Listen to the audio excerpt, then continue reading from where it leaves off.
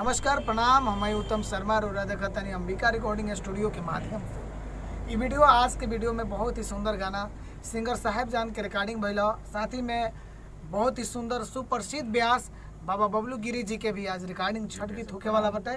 और बहुत सौभाग्य बात बटे, सब लोग से पूछब कि केकर कहाँ घर बटे और क्या गावे चाहता। अंबिका रिकॉर्डिंग स्टूडियो कुचायकोट में सबसे पहले हम सिंगर साहेबजान से बात करब।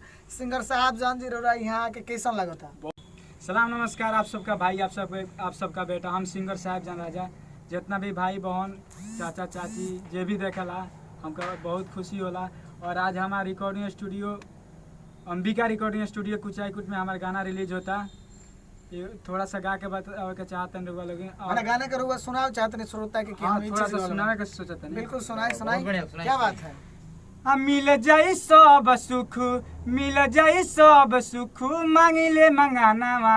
हे छठी मैया दे दी गोदी में लाला नावा। हे छठी मैया दे दी गोदी में लाला नावा। मिल जाई सब सुख, मिल जाई सब सुख, मांगिले मंगानावा। हे छठी मैया दे दी गोदी में लाला नावा। और ऐसे ही प्यार आशीर्वाद बनैले रहिलो। बाकी लव यू। चलिए एक बाद से डायरेक्ट बात कराएं बाबा बबलू गिरी से।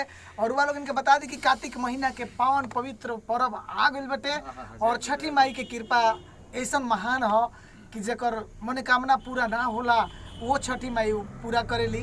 तो यही छठ के पावन पर्व के बारे में कुछ बबलू बाबा से हम पूछे। बबलू बाबा, ये पावन पवित्र जौन पर्व आइल बा कार्तिक माह से, ये छठ पूजा के माने का उपलक्ष्य होला और सारा लोग काहे पूजा करे चाहेला छठी माई के? सबसे पहले भोजपुरी दर्शक सबके नमस्ते प्रणाम। हम बबलू गिरी जो सबके छोट भाई सहव्यास एवं गायक, ये अंबिका म्यूजिक अंबिका धुन के माध्यम से दर्शकों के बीच में आइल बनी जा। और हमरा आशा ना पूर्ण विश्वास बा कि ये वीडियो के सब आशीर्वाद प्यार देहब, कमेंट करब, लाइक करब। जौन कि हमार उत्तम भैया एगो सवाल कैले बनी कि छठ के ये पावन महीना कार्तिक महीना जौन हवे एकरा के छठ पूजा में माने काहे अहमियत दिहल गई, छठ पूजा के अहमियत काहे दिहल गई, काहे खतरा कइल जाला।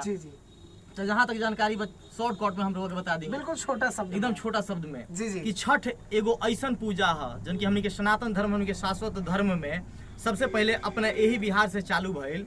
आ ये बिहार के छठ देखी आज हिंदुस्तान ना आज पूरा विश्व लेवल में ये विख्यात हो गइल बा। क्या बात है। मॉरिशस में भी अब छठ कइल जाता। देखी बड़ी छठी मैया की जय। आइए साथी हम बात पूजा जस्ट मिनट तनी से ध्यान दे। अच्छा क्या बात है, मेन मुद्दा पर भी ध्यान दे। छठ ये पूजा खतरा प्रसिद्ध हवे कि छठ माता जौन रहली ई बच्चा सन के माता है। जी बच्चा जौन छोटा छोटा अबोध बालक नवजात शिशु बाड़े ओकरा रक्षा हेतु छठ मैया के अवतरित करे पड़ल भगवान ब्रह्मा के। अच्छा वही माध्यम से माता छठ के धरती पर भेजनी। आ सर्वप्रथम अपना यही बिहार से छठ कइल गइल। आ यही बिहार से छठ करते हुए छठ माता के विख्यात प्रसार सब भइल।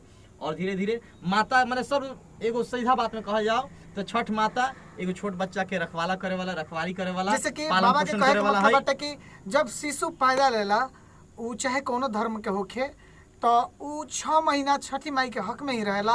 रोआवल, हंसावल, गवावल सब छठी माई ही देख रेख करेली। चाहिए यही साथ साथ हम बात करब, आप कहाँ से आए हैं? हम श्रोता से बताइए। सबसे पहले हम प्रणाम करतानी दर्शक लोग से। हमार बालेश्वर यादव नाम बहन, हम झारखंड गढ़वा खरौंदी से आइल बानी। जी और यहाँ आके रूरा कैसन लगता? हमरा यहाँ आके एक नंबर के लगल, बहुत अच्छा लगा। सबसे पहला बार स्टूडियो रिकॉर्डिंग में आइल बानी।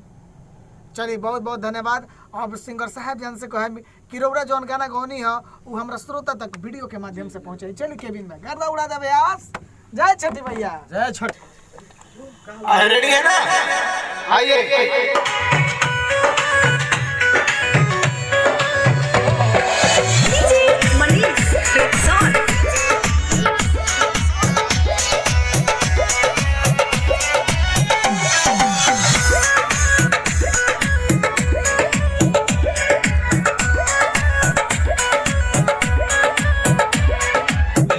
छठी मैया लाला ना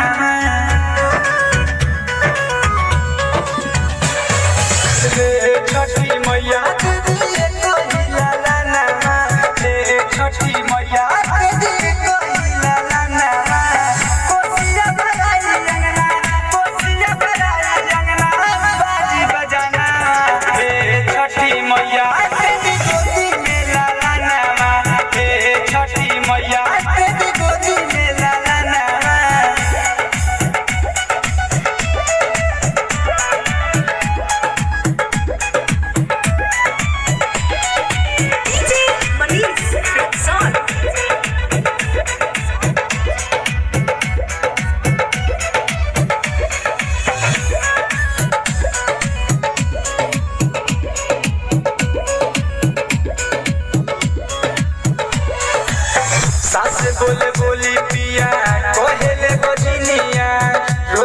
सुबह शाम माई पूजनी चरनिया हे माई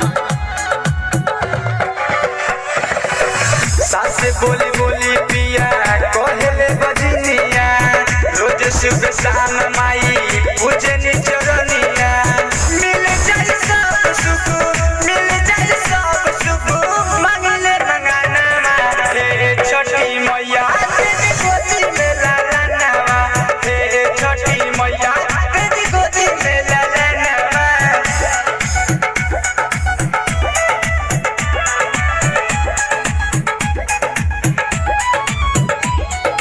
DJ Manish Rexall.